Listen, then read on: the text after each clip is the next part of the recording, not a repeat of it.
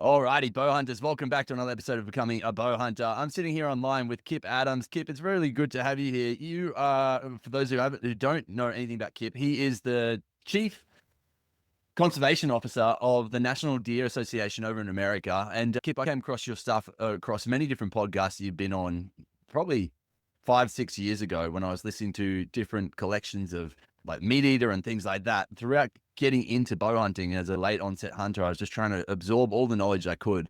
And I really liked all of the information that you guys were giving, because it was so based around science, so based around everything that you guys have been doing in the field. And I think what's really cool about what you guys have as a setup over in America is the conservation side of things, and how much you guys actually care for growing the animals and the care of the herd. And I get it, because obviously you're preserving them as an animal. It's such a difference to what we have here in Australia, where they're just seen as a pest, and it's just that we were saying before we started recording, but essentially they're an annoyance here. And unless I even talk to people in Australia, and they're like, "Do we have deer here? What do you mean you hunt deer? That's so bizarre." Versus in America, it seems like it's like everyone knows, everyone like celebrates them to some degree. So there's definitely a lot of, I guess, nuances to your country and our country and what we have. But I think what's really fascinating, what I'd really love to dive into today, is probably a lot more about like the collaring systems and what you guys have really learned about the deer since your time with the National Deer Association. But first, before we do that, do you want to give us like a little bit of a rundown into your history? I know you've been with National Deer Association for over 20 years now, I believe, which seems like it must be more than half of your life. You're young. Yeah, I know. I can't believe it. I've been with them. I just had my 23rd anniversary. Congrats. I don't feel anywhere near old enough to have been in place that long. I still feel young at heart. I think it's because of all the hunting I do and the time of field that keeps me young. But yeah, so I'm very lucky. I'm a wildlife biologist for the National Deer Association. I oversee our conservation program. And if folks aren't familiar, the National Deer Association is a national nonprofit wildlife conservation organization with a mission to ensure the future of wild deer, wildlife habitat, and hunting. And that's something that we take very seriously. And we like to tell folks, nobody fights harder for deer or deer hunters' right than the National Deer Association. I have a great job. And I'll say this, I've been a wildlife biologist for over 30 years now, but I am first and foremost a hunter. That's what brought me into this. That's why, as a young man, I was interested in pursuing a career in this. And I think that's one of the things that helps me be successful in my job, in that 100%. I see all of this through the lens of a hunter. I like to be able to help others learn more about deer and multiple deer species, enhance habitat for them, just be a good steward of our natural resources, and certainly get a little closer to them during hunting season, and be able to fill the freezer with some high quality table fare. I had an interview with Tom Clum just the other day, and was talking about how really hunting's really changed my worldview quite a lot. Like, from being a city boy where I live and growing up in cities mainly, like I did live on a farm for a little bit, but getting into hunting, it really gave me a completely different perspective on so much about life and adventure and all of this stuff, but just the actual politics side of things and what's guiding and hurting farmers so much. And so it was really interesting over the last just 6 years of how that's really changed and developed for me so much. But yeah, I just think it's very interesting, the things that hunters maybe get portrayed as versus the things that it takes to be a hunter. It's almost like it brings out the best in people, like the resilience, the learning how to be mentally tough, to have the fortitude. There's all these elements that build up an amazing hunter, essentially, that you don't get to being there by being a bad person.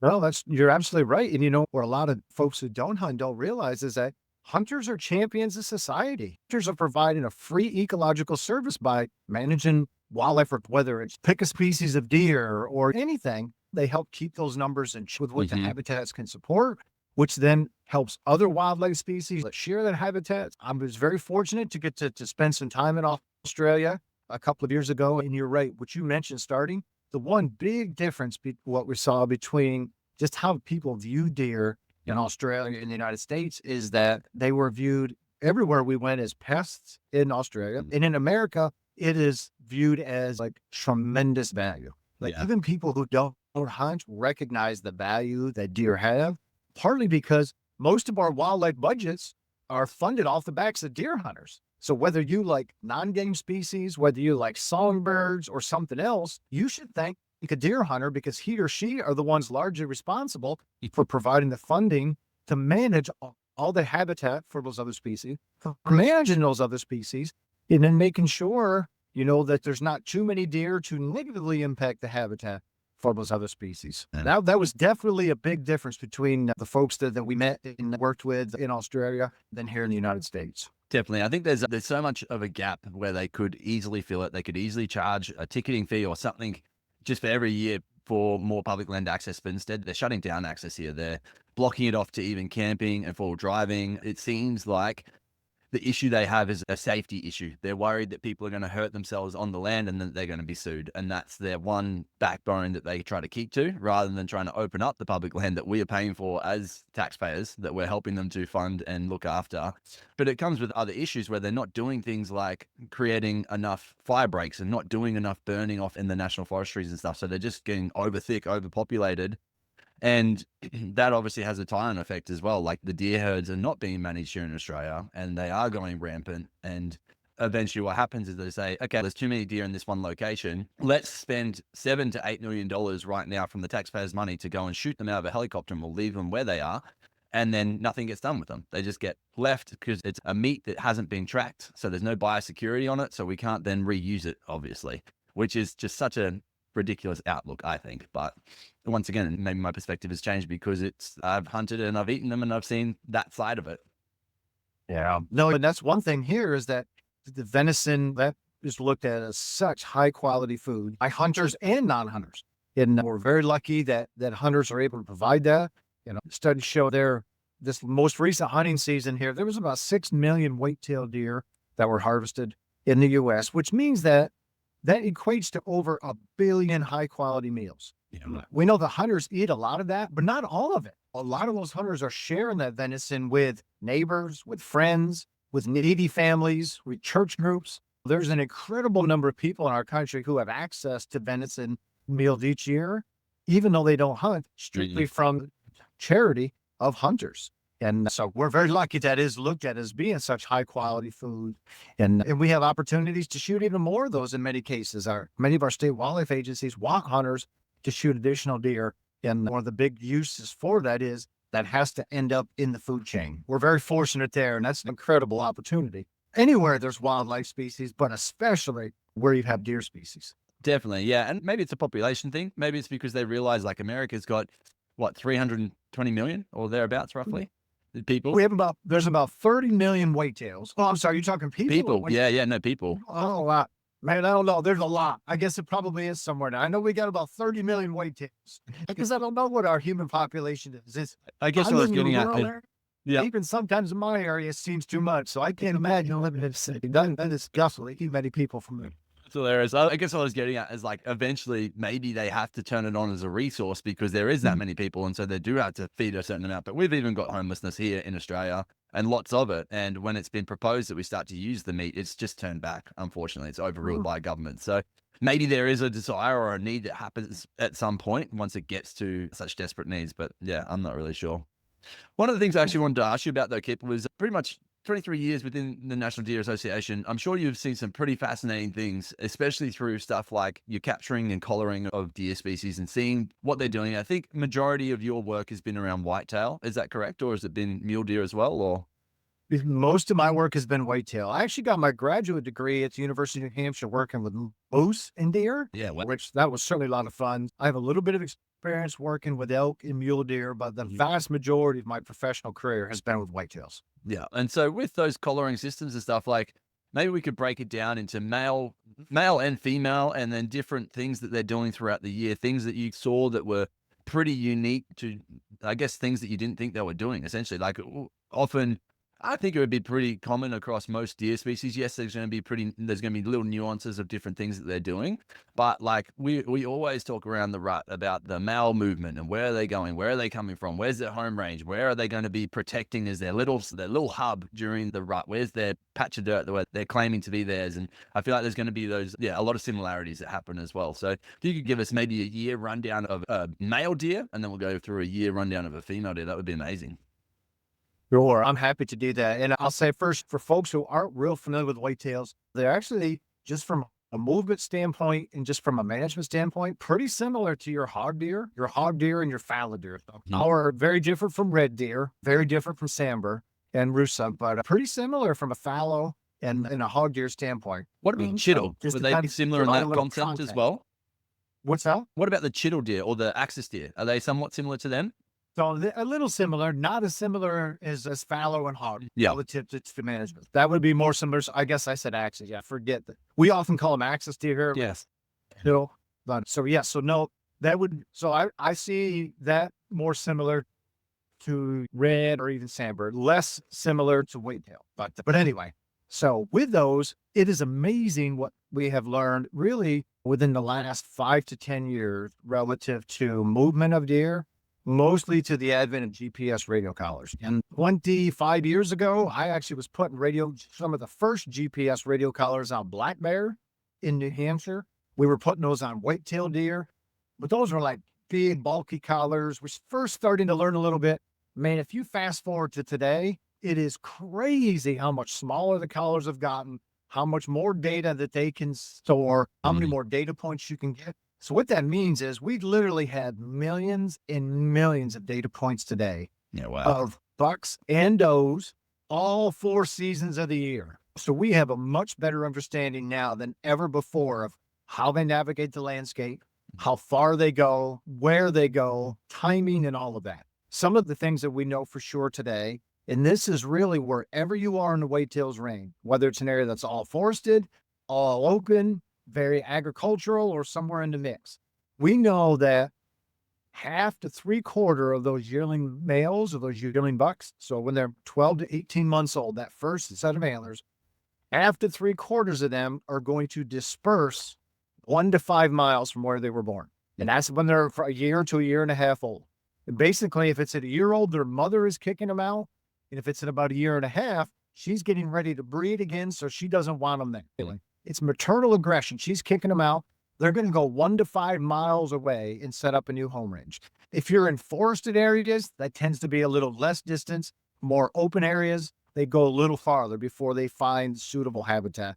But that helps intermix all the genetic material and make sure that there's good DNA swapping and all that. So those are gone. Yearling females don't disperse at anywhere near that rate. They're a much smaller percentage of them. Most of those yearling females stay within their mother's home range and continue to live their life in and around where their mother was. But the yearling males, most of them are gone. Once they become 1.5 years old and have dispersed, then they're pretty much in that home range for the rest of their life. Doesn't mean they're never going to leave it for short periods of time, but once they establish that new area, that they're going to live and die within a pretty small area of that. Yeah, wow. Now, deer have all kinds of different sizes of those. We like to say on average, an adult buck has about a 1 square mile home range, which is 640 acres. Doesn't mean that some don't have smaller, because some will have smaller, some have bigger, but on average, that's about what it is. Yeah. Those home range tend to be a little smaller. And we know that they move more during the breeding season of the year, which the vast majority of the United States, the rut occurs in early to mid-November. They move more at that time than any other point, partly because they're seeking other animals to breed with. And a cool thing, Matty, is that we didn't know this at all until we could have GPS collars, because the old collars, if you couldn't find a deer for a day or two, you figured he was in a rock hole somewhere or is hidden. But now we know with GPS collars that most bucks also run what we call excursions, which they will go 1 to 3 miles outside of their home range over the course of 1 or 2 days. Get out, and basically they're looking for other mates. And then so it's a long range. So think of it as like a vacation for me or you. Dispersal, you and I are moving to a new area and living there. An excursion, that's a vacation. You may travel to Melbourne for a weekend. You may go to Sydney for a week. Bucks do the same thing. They go on these long range excursions, very short time during the breeding season. And these collars also show that does are doing the same thing. So they're out seeking mates. Bucks are out seeking mates. Going on. I'll stop for a second here and let you address that. But from a movement standpoint, we know more than ever before about where they're moving, when they're moving, and how they're using the landscape to do that.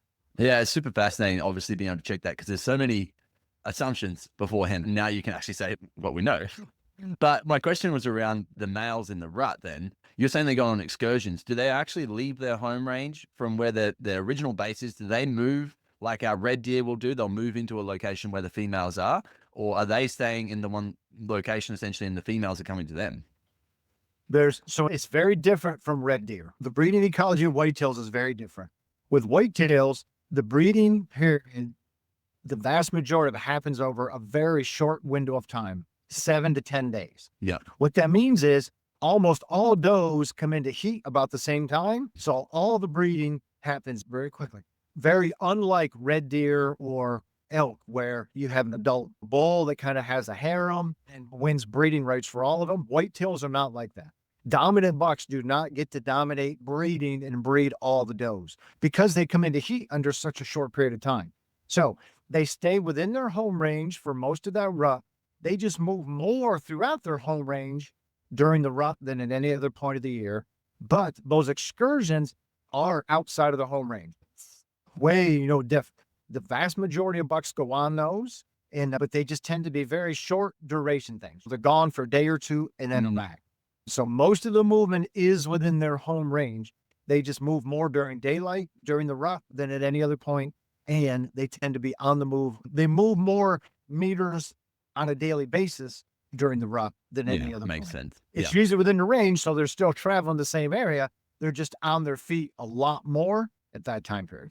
Yeah, it makes a lot of sense. What about in regards to, obviously, when they're all going into estrus at the same time, are they then, if they're not getting impregnated during that 1 week space, do they recycle again like other deer species will? They will, yeah. And so when does come into heat, they'll stay in heat for 24 to 36 hours. We'll breed them repeatedly during that heat. When they go out of the estrus, if they did not conceive, they will cycle again in 28 days. But the vast majority of whitetail does will be bred in that first estrus cycle. So at least in well-managed herds. Historically, where we had very skewed sex ratios and poorly managed deer herds, and there just simply weren't enough bucks to breed all the does in that first heat cycle, you saw a lot more breeding 28 days later. But today, across most of the whitetails range, vast majority of does are bred in that first cycle. Yeah. But what's interesting about that is, even since they will breed repeatedly during that heat, that 24 to 36 hours, they can be bred by multiple bucks. And oftentimes, if it's a young buck that's you don't have to be the biggest buck in the area. You just got to be Johnny on the spot. If there are no other bucks around, very young bucks win breeding right. Yeah. Then some point during that at 24 to 36 hours, if a larger buck comes along, displaces that small buck, she then breeds that doe. And DNA research here now shows that about 25% of all twin fawns have different fathers. Wow. Same mother, obviously, but different fathers. Because so they will shed an egg, they breed, that one conceives, they have another egg. So if they breed again, it's a separate egg that's bred. So it's not like humans where it's the egg that splits. Wow, that's so fascinating. Two different fathers, same mother, and it's about 25% of all twin fawns are not true twins. That just leads to multiple bucks breeding those does during that single estrus cycle. Yeah, that's super fascinating. In regards to the estrus cycle, with them all coming on within the same very similar time, what is it that sets that off? Is it day? Is there any research around that? Is it length of day? Is it weather? Is it moon phase? There's obviously all these things that everyone has always said, this is what it is. But what do you guys have in regards to research around that? There is a lot of research around that. And this is 100% confirmed. There's no wiggle room around this. And you mentioned it, the first thing you said, it's length of day. Length of day. That's driven by photoperiod. Photoperiod drives the rut. There's so much talk about, it's the moon that drives it, or it's the temperature that drives it. And we know unequivocally that is not true. And the way we know that is we have fetal scales. Actually, the founder of our organization, Mr. Joe Hamilton, that has spent many days in Australia, 7 or 8 different trips there working with the Australian Deer Association. Yeah, wow. Some of his graduate research was developing a fetal scale. In short, when you harvest a deer, if you can pull a fetus out, and the fetuses have to be at least 45 days old. Long and short of it is, by knowing when that fetus, we can lay it on that scale and measure it, you can measure exactly the day that doe or that hind was bred. It's because of that work. We know it has nothing to do with the moon. It has nothing to do with the temperature. It is all about photoperiod. So from when that doe is bred, it's 195 to 200 days later, she's going to have that fawn. And it's driven by photoperiod because really when they breed in the fall doesn't matter. What matters is when that fawn is born the next spring. And that fawn has to be born at a time when there's abundant resources in nature to feed the doe and to feed the fawn. That's why that moon in the fall can shift whenever that full moon is by upwards of almost a month. Yeah. So you don't want those fawns to be born a month early or a month late. And that photo period is what drives that, so that they are born at exactly the right time the next spring to maximize their survival and maximize resources available to the doe so that she can protect them and that she can feed them. That's very interesting. So what happens with the female fawns that are coming on a month later because the doe or hind has gone into estrus and then missed the cycle and then fallen pregnant that next month also when she cycles again? What happens with those fawns? Is there any, do they essentially just fast track? Is their cycle then out of whack with everything else? What happens? Yeah. No, so fawns that are born a month later than everybody else are at a distinct disadvantage because they don't have as much time to grow before that first fall, that first winter. If they're in the southern United States with a very mild climate, it's really not that big of a deal because old man winter is pretty mild, not harsh at all. However, if you're in the northern half of the United States or you're in Canada, old man winter is a tough critter. So if that fawn is born a month or 2 months late, there's a really good chance that he or she just simply won't survive because they just don't have enough time to grow to an adequate point where they can put on enough fat reserves to then survive the winter. Yeah, wow. What are you doing in regards to tracking that, like the fawns that are being born each year and the survival rates? We know that most state wildlife agencies measure fawn recruitment rates, which is a measure of fawn birth and then survival to 6 months of age or recruitment into that fall deer herd. And that is a very important measure of herd productivity. Like how many fawns are being pumped into the system, which then gives our wildlife managers the information they need to know what is an appropriate harvest level for that herd. For example, herds that have very low fawn recruitment rates, they cannot withstand the same hunter harvest as deer herds that are way more productive and recruit way more fawn. So all states, the wildlife agencies are collecting that type of information. That goes into their deer management programs, and states will work hard to keep deer herds in balance with habitat because then they are healthier. They have a higher percentage of their fawns born on time, which then means more are recruited. That's one piece of the puzzle with regard to managing deer herds and making sure that hunters are harvesting appropriate numbers of antlerless deer. And in many parts of the United States, that means that hunters are shooting more antlerless deer in many cases than the hunters want to. Because if we don't shoot enough, then deer herds become too abundant, and then there's not enough resources for everybody. You know exactly what I'm talking about there. If there's too many miles on the landscape, then that's not good for anything. And that's certainly true with deer herds. It seems funny that you would say that they don't want to hunt them because really the more deer you hunt, the more meat you have, the more like resources essentially you get to share and utilize yourself. Do you think that's just bred into the community in a sense of, I got to get a big buck? Like it's that thought process. Is that essentially what's driving that, do you think, that culture? Yeah, that certainly is part of it. And part of it is just that many of our older hunters today, those being 60 years old plus, many of them grew up hunting at a time when deer herds were very low. Yeah. Most hunting involved, you could shoot bucks, you cannot shoot it, you can't shoot does. Yeah. Well, that is the breeding stock. That's what is, those same hunters, they grew up under conditions where deer herds were very much below what the habitat could support. They could support this many herds were here. Today, we have recovered those deer herds. In many cases, deer herds are above what our habitats can support. So we encourage hunters, shoot antlerless deer, shoot does, and shoot more of them. But you get some hunters that, as hunters, we want to see more deer. Nobody goes hunting and says, I hope I see less deer than I did yesterday or less deer than I did last week. We get it, right? We want to see deer. Yes, definitely. But we can be our own worst enemy as hunters in that wanting to see more deer than the habitat has resources for. So it's a big educational push, convincing hunters, first of all, the need to shoot does, and then secondly, the need to shoot enough does. 10 or 20 years ago, we were in a place where we were pretty good if all the hunters would shoot a single doe. Today, because we have fewer hunters than in the past, and our hunters are getting older, and many deer herds have climbed, we are just at an era or place today where we need hunters to shoot more antlerless deer on average than they needed to 10 or 20 years ago. But that's all comes about with an educational push. A lot of hunters are just telling like, don't shoot does, or it's a consolation prize to shoot a doe. I just want a buck. What I tell people is we have enough bucks, shoot a buck and shoot a doe as well. Put it in your freezer And if your freezer's full, give that to somebody else. Definitely. Here in the United States, there's 1 out of 7 households are food insecure, which is insane. That means there's not enough protein there. Yeah. So, hey, here's a great way that hunters as champions of society, let's feed somebody else. You're helping them and you're helping that deer herd. I know at our house, Matty, the Adams family, and that's Adams with 1 D. Then the movie Adams is have 2 Ds and 1 D. We put 6 to 7 deer in our freezer every year. Yeah. We eat all of that, and then we still donate at least 3 deer a year to others in our community. Yeah, that's incredible. There's a lot of other hunters that can do that as well. And so that's needed, and it's needed even more today than in the past.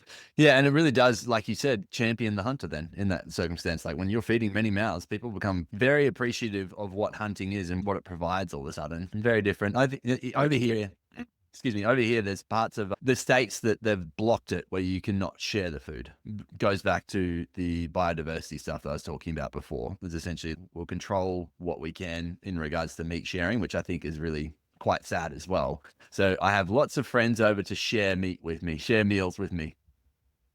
But the question that I had, did you say before that the population of hunters is actually going down? We all saw the number of hunters today is slightly less than we've had in the past 2 decades. But what's happening is they are aging out. So the average age of hunters today is and in the next decade, we are going to lose a lot of hunters. Wow. They're going to fall off the cliff, just too old to participate anymore.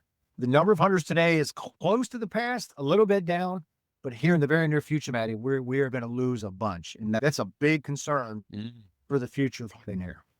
Yeah, it's very interesting. I think, I don't know, I've only seen an increase here, but there's no way of tracking here. And it's only based on my perspective, really. It's not actually, hey, it's because I have conversations weekly with people like, hey man, I'm getting into bow hunting. This is so cool.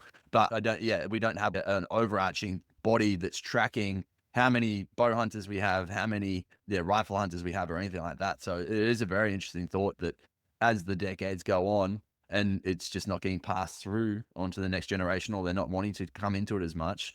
It's scary almost, right? It's like this amazing resource that keeps getting attacked and fielded out to some degree. One thing interesting here is there's all kinds of programs to try to increase numbers of hunters. One of them, that's called the R3 movement, which is recruit, retain, and reactivate hunters. And what we find is the single largest reason that more people are getting into hunting today revolves around food. I grew up in a hunting family. Everybody I knew hunted. That just was the most natural thing in the world. And I realized today that it's very different today. That's not the norm anymore. But fortunately, people are so interested in the food perspective that is what is the driving factor. The cool thing is they are far more interested in shooting does as well. They don't have any stigma against shooting a doe or just want a buck. They just want the food. Yeah. From that perspective, we have the National Deer Association has a field to fork program where we take adults who have never hunted before that want to learn. We match them up with mentors where we, give them some education. We teach them how to shoot. We take them hunting, and then we teach them how to field dress deer, how to skin deer, how to bone those animals and process that meat. And by far, the number one interest level there, folks want to procure their own venison. That's a very positive sign for the future of hunting here. Yeah, I love that. And it deeply resonates with me because that's literally what got me into hunting 6 years ago. It was what drove the force of trying to start this podcast and learn from other hunters just so I could actually be successful. Because you go out with a bow and arrow and it's very tough out in the hills or out in the bush or out in the forest, as you guys call it a lot, right? Like wherever you are, it becomes very tough all of a sudden. So having to learn the skills and having the right mindset and everything, it was such a big piece of actually, no, it's not just about, yes, it's about getting meat, but there's a lot that has to happen before you can get that meat. Yeah. No, that's right. And you know what? A lot of the Learn to Hunt programs here actually take advantage of our abundant archery seasons. Many of the new hunters coming in start not so much with a compound or recurve or vertical bow, but with crossbows, which are legal in almost every state in the U.S. And the nice thing about those, it's an easy entry for people who have never been around firearms or bows. A lot of them, the only notion they have of firearms is they're loud and they're dangerous. They don't want anything to do with that. Yeah. But if they can shoot a crossbow, that's pretty quiet. That's easy to shoot. It's very easy to become proficient with in a hurry. And a lot of our field to fork programs are during archery season with crossbows. And what we find is a lot of those hunters continue to hunt, and then they progress to buying compound bows and hunt Yeah, with okay. recurves, and which is super cool. And then they get firearms. It's a great entry in. I myself, I am a diehard bow hunter. I have bow hunted my whole life. I love my compound bow, but I certainly recognize the value of sharing the woods with others with crossbows, and just because the importance of having hunter numbers in the future. And yeah, man, bow hunting's where it's at for sure. Yeah, it is funny, the little wars that traditional versus compound versus your crossbows versus your guns that they all have. It's just be one for each other. Come on, we're a dying breed in general. Let's just help each other out.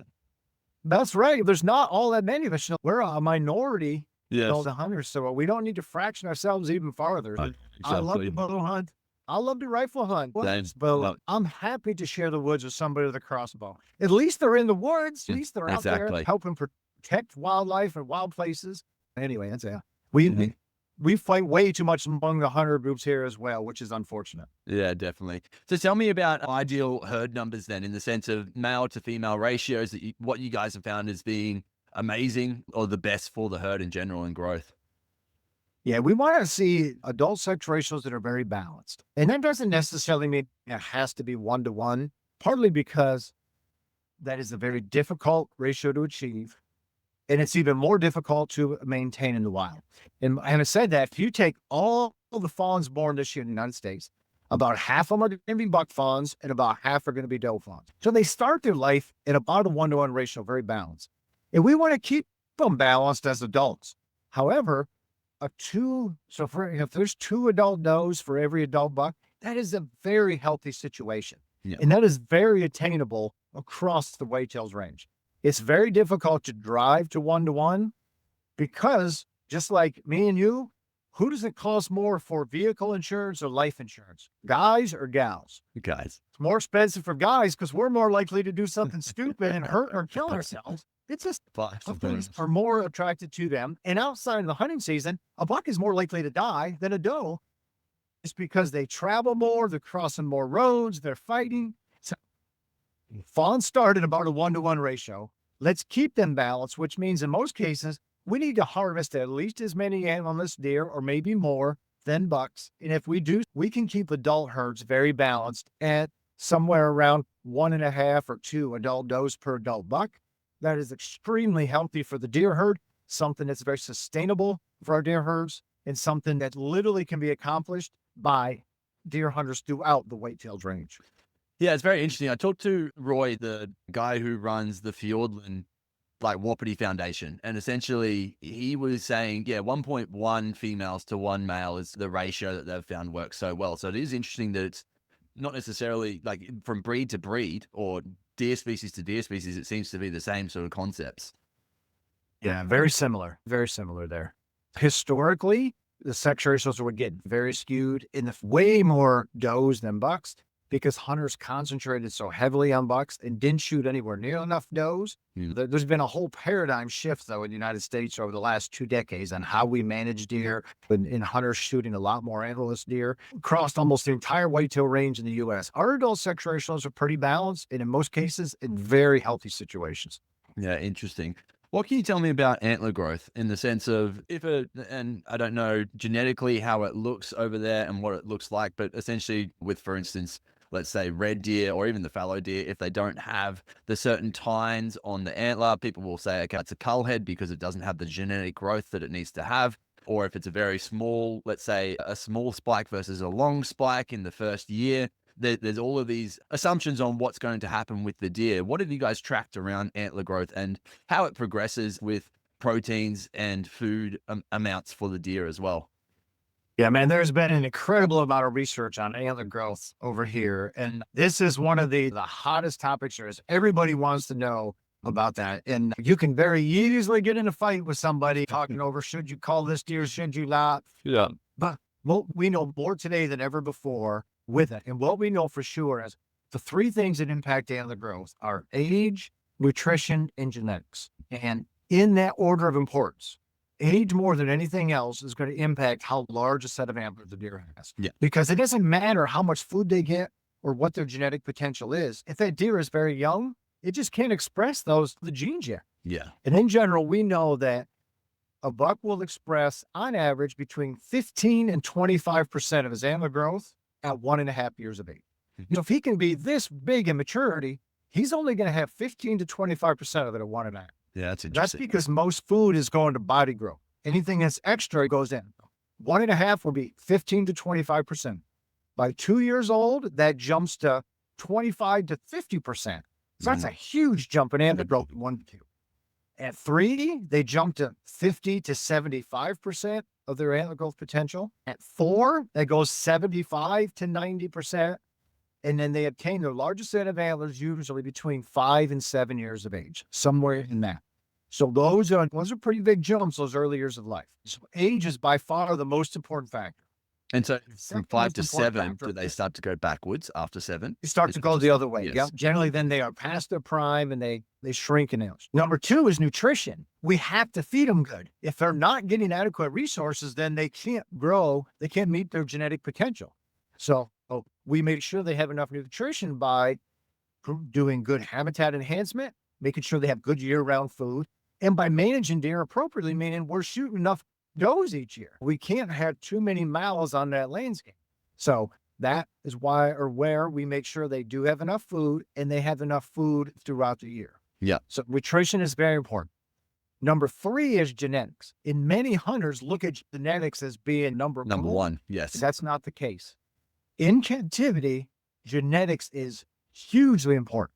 And that's because you can pick a specific buck and a specific doe that you know both have traits to have large antlers and breed them.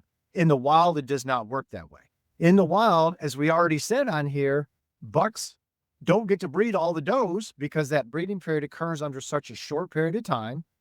And research has shown that we cannot tell what a buck's son will have for antlers by looking at his dad's antlers. Hunters want to believe if I see a big buck, his son's going to have big antlers. That's not true. Gross antler score is only 35% heritable. Wow.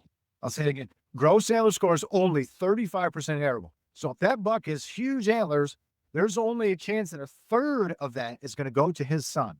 So what that means is bucks with small antlers can have large antlered sons.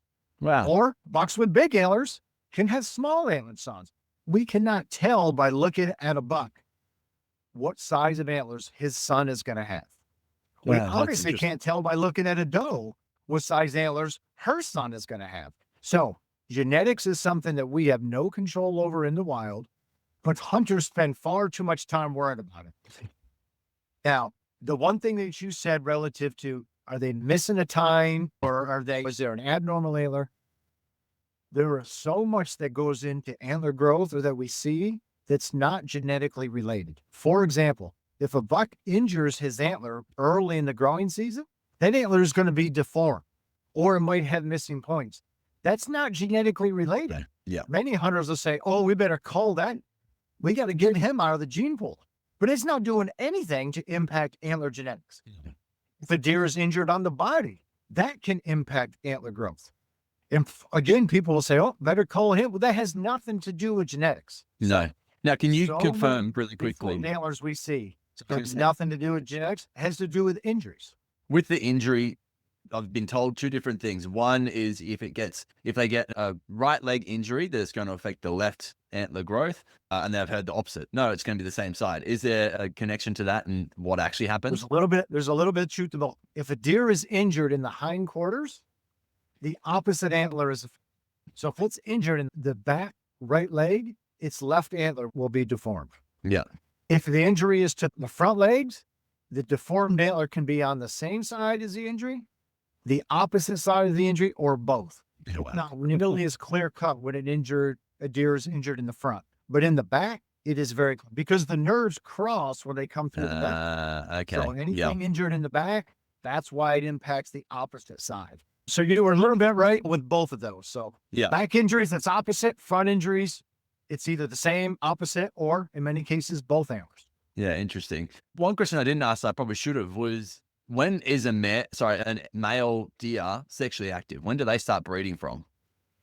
So most deer will become sexually mature at 1.5 years of age, or around 18 months. However, there are a certain number of fawns that become sexually mature. Yeah, wow. If fawns reach somewhere between 70 to 80 pounds live weight during their first year of life, they will become sexually mature and they can breed. And that's why in some of our areas of highest productivity, like our Midwest, where we have a lot of agriculture, think like Iowa, Illinois, Indiana, Ohio, really productive states. Some of those have upwards of 25 or 30% of their female fawns will breed that first year. Yeah, wow. A fawn that most of our fawns are born, say, June 1st, that December, they more often hit sexual maturity. Most of the adults will breed in November. Fawns typically, if they're going to reach sexual maturity, they do so a month or two later. So in either December or January, that they can hit that magical weight and basically just mature enough they can breed.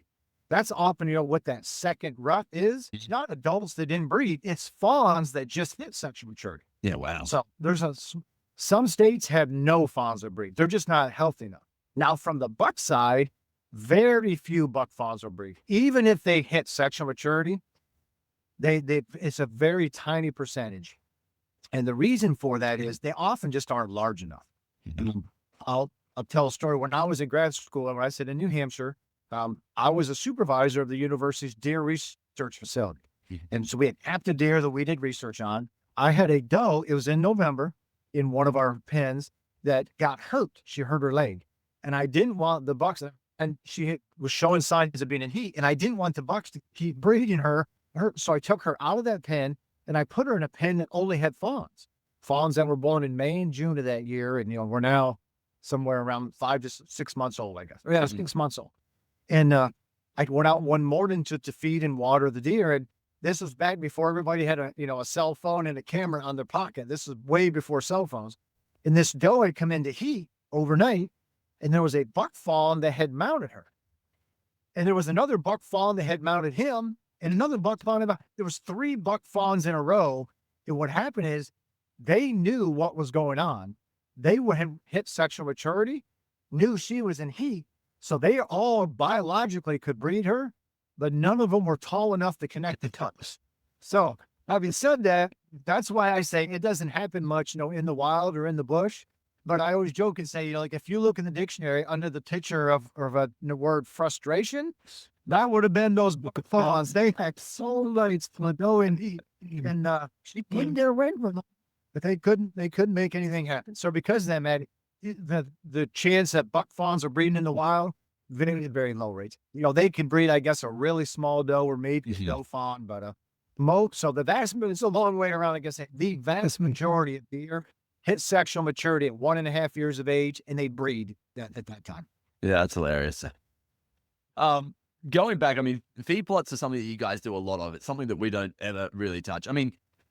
People would put out licks maybe every once in a while, but I feel like you guys are doing deep research into the micronutrients that they're missing, the things that they need for best growth, the things that are going to bring them in to be within this certain range of their home range in general. What's kind of like the overarching theme of what you're consistently doing to make sure that deer are sticking in the one location and making sure that they're healthy throughout that time as well?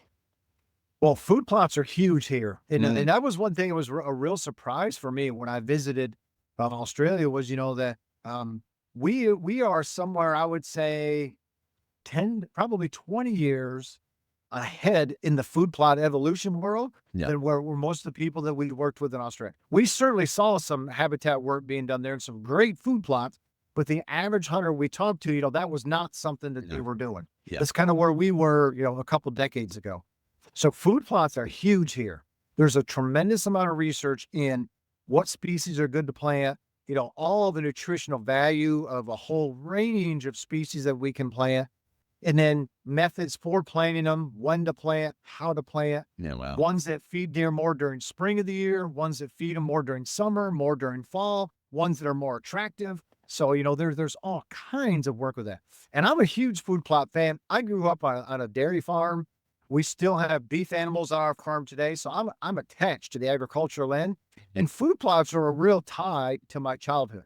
And food plots are a great entry into habitat management for a lot of people because it's, you get your hands dirty. There's something that's really fun about that. You can see the results of what you're doing. You see animals come in and make use of that. Man, that's exhilarating. So there's a lot of that. Now, as far as to answer your question on, what's really holding deer or attracting deer, there's a lot of certain species we can plant that will, but kind of the next step past that is making sure that it's not just food plots, but also early successional vegetation, kind of an old field that we think of, kind of like if you look behind me, the green strip is actually a fire break around this old field where I'm not planting that, but I'm making use of the seeds that are already in that seed bank. Mm-hmm. We are using those to complement food plots because I didn't pay a cent to plant any of that. So it's a lot less expensive. That's growing naturally. It's providing great cover for deer in addition to food, and it provides food at the right time of the year because that is the first thing that greens up way before most of the things that we could plant in a food plot provide anything for deer. Yeah, So interesting. plots are awesome. They are just one piece in the whole habitat game. We need to manage our woods. We need to manage, this early successional vegetation and then use food plots to supplement those other areas and just provide additional food for deer. And in the case from a hunting perspective, an attraction point so that we can get closer to those deer during the hunting season. Yeah, interesting. Yeah, there's what's the crossover point where you're talking about for your green strip, the epi something where it's the crossover from the forest to the grassland. Yeah, An edge, Aaron, or an ecotone. Ecotone is the one I was looking for. Yeah, essentially where we kind of like, you'll see deer here in general. It's where they love to feed, is right on that edge of the woodlands. I think part of it is because of safety. They know home's right there, or safety's right there where they can get back into the thick of it. But it also seems that right close to the edges is where it's more nutritionally dense. Is that some form of what's going on there? You're absolutely right. And for so long in the United States, Aldo Leopold, who's the father of wildlife management here, he talked about deer being edge species because that's where you would find them for the reasons you just mentioned. What we know today is it's not so much that they're an edge species, but they are a species that take advantage of the vegetation that used to grow in those edges. Now, this whole field that you see behind me, that whole field is edge habitat, and it's all driven by sunlight. So historically, where you get between the edge, between woods and open field, yes, because there was more sunlight there, you ended up with more species that deer wanted to eat. You ended up with cover, so they felt very secure, and it was high quality. Well, if you replicate that same management strategy across that whole field, you will find that the deer aren't just on the edge. They'll make use of the whole thing. Yeah. So, and that's where so much of the habitat management is today here in the States is let's take those edges, but just greatly expand them. So that's more of herbaceous vegetation, and it's driven by sunlight, and it's the cover. So deer feel secure, they're safe, they're hidden. At the same time, right in that area, they have that high quality food that they need. So those awesome places to hunt deer and certainly to manage for. What about licks and like salt licks and things with nutrients in it? Are you doing anything actively with that? Are you testing soils to see what they've got available in them and what they're missing? Is that the process of what that looks like? Yeah, there's a lot of work here with that too. And man, hunters love to use salt licks or mineral licks because deer will immediately come to them. You can put a camera there and you can see, deer are there, they're licking the ground, they're eating the dirt. But there's never been a study that showed that mineral licks help deer from a nutritional standpoint at all. Now, lots of research that shows in livestock industries, using mineral supplementation, big benefits. There's lots of studies in captive deer that mineral supplementation, big benefits. But we could never find one with wild deer. And for a long time, researchers said, well, maybe we're just not quite measuring the right thing. Well, we know today that the reason that we don't see those differences in wild deer is because of the herbaceous vegetation, basically broadleaf plants, like you see in the field behind me. Those are extremely high in mineral content. That's why deer are in those areas. So many of the species in the field behind me, the ragweed, the jewelweed, the pokeweed, the old field aster, all of these things have calcium, magnesium, phosphorus values far higher than the maximum the deer can use. There you go. So what that means is Cattle eat mostly grasses. Grasses are inherently very low in minerals. So if we supplement cattle with minerals, there's a difference. Captive deer eat pelleted rations. They don't have access to browse and graze like they want. Those rations tend to be low in minerals. So if we, supplement minerals, you see a difference. But that's why we don't see a difference with wild deer. They're getting all the minerals they need in these broadleaf plants. Now, they are still very much attracted to mineral licks. And there's a lot of research to show, if you want to see deer in an area and you put a camera out, put some trace minerals or some salts out, and deer will be there almost immediately. Now, it's kind of like our kids, though. If you give kids candy, they'll eat the heck out of it. It doesn't mean it helps them, but they like it, they don't eat it. Same thing with deer and minerals. All deer, don't need those. They love them and they're attracted, but you're not putting 1 ounce, of body fat or a pound of weight on them. You're not making the antlers any bigger. Every mineral manufacturer here will tell you you're putting bigger antlers on them, but it's just simply not true. Yeah, we used to run a nutrition company, my wife and I, and we used to say to people, "You are what you ate." So essentially, if your cattle are eating grain, then you're eating a lot of grain. Essentially, like the overflow of what's happening there. And you made me just smile before, because it was like, it is such a nutritionally dense meat, because they are just so resourceful with what they're doing. Where they are is because of the food that's around, and because they're that grazer where they will eat so many different leaves and whatever else that's resourceful to them. That is very fascinating to hear. I thought you were going to go down the route of, we just haven't funded it enough, and that's why we haven't seen the change in nutrition. But yeah, that's great. Nope, there's been a bunch of funny. I'll say this, like, I use minerals on our farm, because I run a lot of cameras and I want to see pictures of deer. So there's no better way to get a picture of a deer in front of a camera, than to use some minerals. So they're very, very attractive. Yes. Where you run into problem here in the States is where we have chronic wasting disease, because you don't want deer swapping spit in bait sites, feed sites, mineral sites. A lot of deer congregate. They're sharing spit, they're eating where other deer have urinated and defecated. Those areas are high disease risk area. If there's a disease threat in your area, you don't want to congregate deer to a mineral site or a feed site.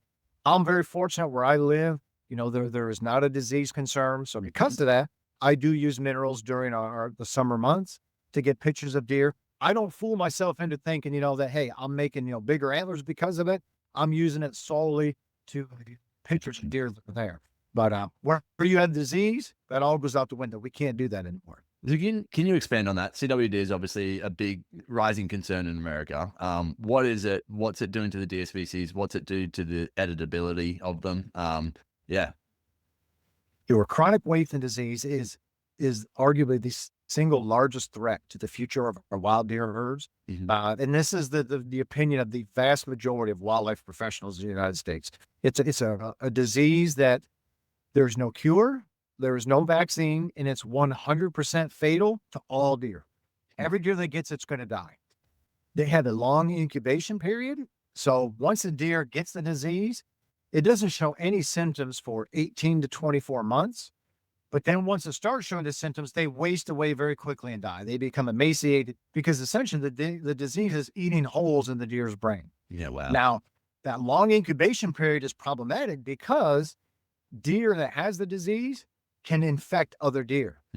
And the infectious materials are shared in the saliva, urine, feces, blood, semen. So when deer congregate in an area, one deer that has it can give it to another deer. That deer can give it to another deer. So it's a very contagious disease. So that's why it is, the single largest threat to the future of our deer herds. As far as edibility, there's never been a human that has had CWD. The human version of this prion disease is called Crutchfield-Jakob disease. So there is a human version of it. A cattle version is BSE, or bovine spongiform encephalopathy. That's the mad cow disease. So there's many different versions of prion disease. Humans can't give it to other humans. A cow can't give it to another cow. Unfortunately, a deer with CWD can give it to other deer. That's interesting. So because of that, the Centers for Disease Control and World Health Organization suggest you do not eat a deer that has deer, elk, moose, or anything that has CWD. So the only way to know for sure is to get that deer tested. So anybody that's hunting a disease zone, we recommend submit that deer. You either submit the brainstem or the lymph nodes for testing. Wait till you get a satisfactory test result back. And if it has the disease, discard that meat, don't eat it. Wow. Yeah. And obviously it's spreading because it's a spreadable disease, right? So it's growing in area mass of where it actually is located. Yeah, it's in 36 of our 50 states now. Wow. And it continues to spread in those states. It's in about 5 or 6 Canadian provinces, and it's in several foreign countries as well. South Korea and in many of the Scandinavian countries. So not a good thing, man. Not a good thing at all, Matty. Where did it start? Like, where did it originate? Where did we start? Oh, sorry. Where did we first start knowing about it? We found it in Colorado, actually at Colorado Research Facility in the late 1960s. They didn't know what it was. This deer wasted away. They had never seen this before, but that's where it was. And it was in some Western states for a long time before many hunters were even aware of it. Mm-hmm. Very low density deer herds, very low human populations. So it didn't spread that quickly. Everything changed in 2001 when it ended up in Wisconsin. It's now east of the Mississippi River. It's in a very high density deer area. It's in a state with a lot of deer hunters. And now that has the potential to spread rapidly because there's so many deer. Yeah. So since 2001, that hunting season, it was actually confirmed in 2002. From then until now was when most of the history of CWD is known. We don't know exactly sure where it did start from. They theorize it might have come from scraping. Scraping is a prion disease of sheep. So there's a chance that it, came from scraping. We don't know for sure. Probably never will know. And it doesn't really matter now. It's in so many states. Doesn't matter where it's from. What we need to do now is just limit its spread and buy time for research to find a cure. Yeah. Wow. It's pretty crazy. And also a bit scary, right? When you look at it like that, in the sense of, is it the thing that could wipe everything out? Like, yeah, that becomes a very scary thing. On that, in regards to preservation, I guess, of wildlife, something that's happened a lot here in America, sorry, I say a lot here, but in America a lot, is the reintroduction of wolves into different locations. And I don't know how much you're across the research, but I was watching a video the other day of a guy who said, I went into a range that was purely, it used to be always just littered with animals. And in this one location, I found one bull elk who was hidden right up on the rock area. And he was away from any of the other herds, and you could see that he was protecting himself from the wolf numbers, and that the whole bowl, essentially, of the location where he was, that the animal numbers were completely down. I think this was in Colorado or somewhere like that, where they've just reintroduced the wolves in general. So he's like, it's really decimated the herd that we have seen, at least in that location. How prevalent is that? What has it done to, to numbers in general, from what you've seen with statistics? Yeah, with wolves, and wolves have been recovered in many states now. Mm-hmm. And that's a wildlife success story. We should be super happy. That hey, there's this animal, that was extirpated in all these areas, and now we're bringing it back. Unfortunately, that's not the case in a lot of the country, and the reason for that is the proper wildlife management techniques that are applied to deer and elk and turkeys and almost everything else. Not wolves. Are not applied to wolves. And it's because of legislation and emotion. Mm-hmm. We have, the Endangered Species Act that's made to protect animals. And then there's a lot of science in that. And it's very clear when an animal's population numbers are returned to a certain level, management of that species is now returned to the state wildlife agency. Yeah. Our state wildlife agencies do a fantastic job managing, wildlife populations. So you can look at so many other success stories. Wood ducks and many other ducks are almost extinct. We bring them back. Once the numbers are right, management is returned to states. Now we have a hunted resource, a well-managed resource, and very stable. You can talk about wood duck numbers. Same thing with bear, same thing with elk, same thing with turkey, same thing with deer. All these success stories. But it's not allowed to be and happen with wolves because people get so emotionally tied and force legislators into not allowing our state wildlife agencies to manage. So because of that, Matty, what we see in so many places that wolves have recovered is you see numbers of wolves way above what the population numbers were supposed to be before they can be managed. Because just like all those other species I talked about, you have to manage wolves too. Any wildlife population that has the ability to impact so many others and grow so high, you have to be able to control population numbers, whether that's wolves, deer, or anything else. We do that with deer, everything else. But since we can't do it with wolves, wolves end up with a really negative connotation by a certain segment of society, hunters in general, because what you talked about, when you have too many wolves for an area, they do drive predating numbers very low. Yeah. And just like we don't want to have too many elk for an area because they negatively impact the habitat. We don't want to have too many deer for an area because they negatively impact time. We don't want to have too many wolves either. So if we had the ability to manage wolves, just like our state agencies do others, wolves would be far more popular with the hunting segment in the United States, and they would be far more popular with farmers and agricultural interests and all that. But, there's a pretty negative connotation in many areas, and it's simply because agencies can't manage them appropriately. So wolf numbers grow too high and negatively impact a lot of other wildlife species and, people's livelihoods. Yeah. It's very interesting. We've seen a similar thing happen here with fisheries recently, where they're protecting the blue groper down in New South Wales. Yet as soon as you're across the border, like literally you can go 50 meters this way, 50 meters this way, and you can go as many as you want. There's no boat limit whatsoever, no bag limit. You go this way and they're completely off limits. Like it, and it's nothing to do with the statistics of the numbers of what's actually out there, because they're in abundance. It's to do with emotion and to do with the people driving the fight for these animals. And it's like, but what does that, at what cost does that come to, right? For the greater ecological species, essentially. Exactly. And when we're hunting them and manage them appropriately, that gives them more value, that protects their future, that provides, better support for them. It keeps them more wild. And so, all of our wildlife species need to be managed appropriately. And so it doesn't benefit any of them when there are more than there should be. And man, wolves are a hot button topic across society for sure. Definitely. Yeah.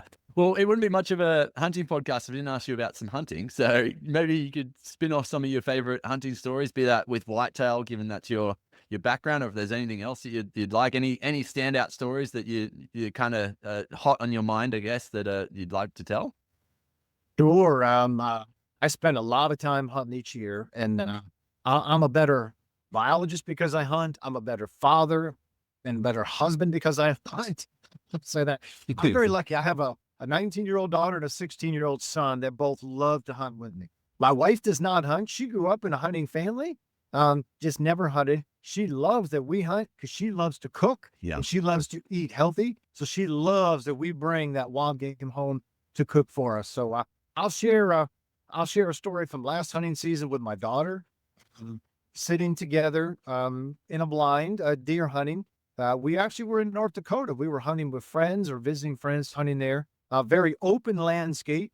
I did not have a deer tag. She did, but we were together for a father and daughter trip. So anyway, we're watching this. This is in November. So around our rough, very cold, we see a buck, a really nice deer, approximately 500 yards away in this pretty brushy type vegetation with a few does.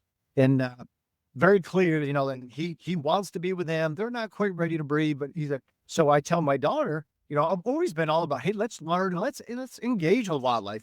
It's more fun if we're interacting with them. So I tend to call a lot. I tend, to not just sit and try. So anyway, I start grunting at this deer, and she rolls her eyes. Dad, what are you doing? And I said, well, we're not going to scare her. There's a chance we will call it. She said, he's with those does. There's no way. Well, he keeps looking our way, and I am challenge grunting to him. So not just but I'm like letting him know, like, hey, I'm upset with you. Fast forward, he goes from 500 to, maybe 400. And then about an hour later, and I'll make this short because this whole hunt took about an hour and a half to happen. Yeah. An hour and a half later, he's 110 yards in front of us looking for this buck that is grunting him. My daughter makes a great shot. We have a fantastic hunt together. Shoots this deer. It turned out it was a 4.5-year-old buck. Had a third beam that actually had broken off. Yeah, wow. Really unique rack. Yeah. Just crazy cool hunt. And as we sit there celebrating, whether, my daughter's hugging me, we are having a great time. She said, Dad, this is a very special deer. It's a mature deer. We watched all this happen. We're together. And I'm very aware that this deer is not standing in front of us if we're not calling to him, and you're not actively engaged. She goes, I'll admit, like, I thought, there's no way, we might as well just be quiet and just watch and let him lead. Like, you taught me a good lesson, that, and she goes, I just want you to know, Dad, like, how much I realize this deer is not here if we didn't do this. This isn't by chance. So anyway, awesome hunt, with that. friends that we got to be with that night, and some cool pictures of my friend and his daughter with my daughter with this deer, and just that time spent afield to engage with wildlife, to be invited to hunt on a friend's land, and then, have your daughter with you, and then, be able to put a little woodsmanship skill to work, to make that happen. That was pretty darn special. Yeah, That so was many, a good, so many layers to it. I love that. Yeah, obviously, being with your own family and being able to do that. Like, I took my daughter for her very first hunt a few years ago, and she was just, we went and shot with the rifle. We went and shot some red deer, and she was like, "Oh, Dad, thank you for getting me this meat." Like, it was just such an amazing oscillation or circulation of the wild, and just bringing her into something that I've grown to be so passionate about. And then for her to realize that it's not about necessarily the adventure and the hunt, and that was all great, but it was actually about us providing for the family. And yeah, it was just a very fascinating thing. But that's yeah, I love the layers of complexity, or not complexity, but awesomeness to that you just explained. And also, I think what's really cool is seeing that it took an hour and a half to call that deer in. It shows that you need to have great patience when you are doing the vocalizations to them to try get them across. Often people, I think, would definitely rush it. They go and try one or two things and like, it's not working, let's get closer, and then spook the deer. yeah. And that hour and a half, we saw that deer maybe for a total of 5 minutes. Yeah, So well, it wasn't like he was visible. We saw him, then he's in brush and he's gone. Then all of a sudden, ooh, he's over here. He's at 400 yards in a little opening, but still kind of messing with his does. And then all of a sudden, ooh, he's over here to our left. yeah, wow. Swings back. So it wasn't like we watched the whole time and kind of got to see it unfold, which made it even more exciting because, you definitely had to have some faith that, hey, there's still a chance. There's still a chance that, let's keep going. Or maybe we're going to call something else in. So, yeah, that was a lot of fun for sure. Yeah, definitely. One thing I wanted to ask you about, on your Instagram, you posted about a doe that was just littered in ticks, like ridiculous amount of ticks, like thousands. It's gross to look at, right? Like, where was that? What was that from? Oh man, that was crazy. So that was in southeastern Oklahoma. So that's kind of south central United States. It's just north of Texas. We were teaching a deer steward class. Yep. Deer steward is an educational class that we teach people, and one of the sessions was a deer necropsy. So the hosts provide a deer. In this case, this actually was a crop depredation deer in an area where there's just way too many deer. The landowner had permits to be able to shoot a deer at that time of year, and it was in an area where very little vegetation management has been done, and because of that, they see a lot of ticks, way above average tick loads on many of their deer. So they shoot this deer for me to do this necropsy, and I've seen a lot of ticks in my life. I've had tick-borne diseases, unfortunately. I have never seen a deer with that many ticks. And now it also had a bunch of keds on it, or like a deer louse or louse flies, which are things that look like ticks, but, crawl faster. There were a bunch of keds, but the majority of what was on it were black-legged ticks, which were what people call deer ticks, the ones that spread Lyme disease, and Lone Star ticks, which, it's a different kind of tick. But anyway, I have never seen a deer with that many ticks, not even close, or even that many keds that was on that animal. That was pretty crazy. And but the managers there, we actually were on Native American Indian lands of the Muskogee Creek Nation. They said that they see deer with a lot of ticks on their properties. Not quite as many as that one had, though. That was even a lot for them. So yeah, that was. Now, see, most deer aren't impacted by ticks like that. But where you run into problems with deer are fawns. The first week or so of life where they just hide and they don't really move much. Yeah. In areas with high tick loads like that, those ticks will get on and just cover the eyes and the head and the face of fawns. Yeah. And in those cases can actually kill fawns. But adult deer usually aren't impacted that badly. But But yeah, man, that had to be really irritating for that deer. That was pretty extreme.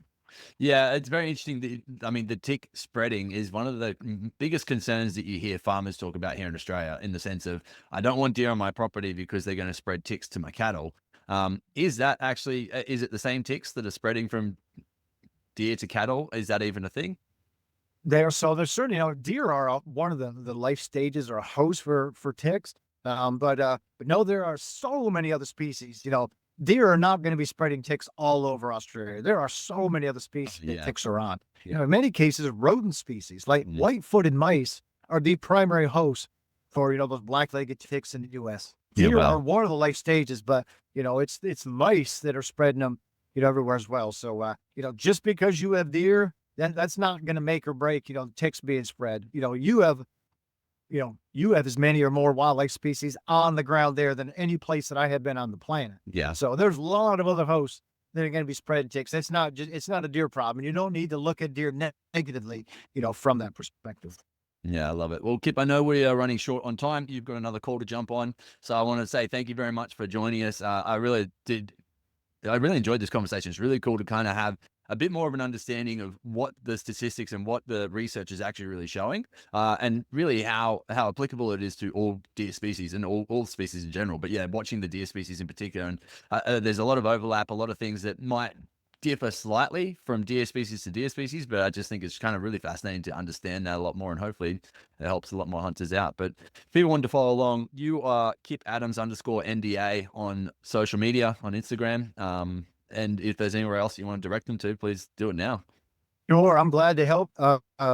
My email is Kip, that's KIP @deerassociation.com. You can reach me via email. You can reach me via, the Instagram that you just talked about there. If folks have questions, I am more than happy to answer. They're welcome to reach out.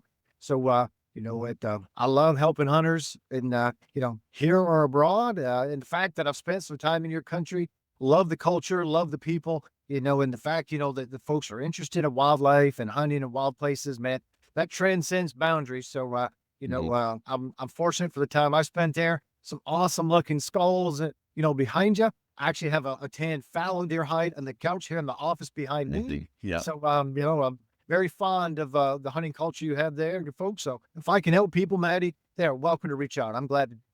Yeah, I appreciate that, Kip, and appreciate your time, mate. Thank you. All right, mate. You have a great day.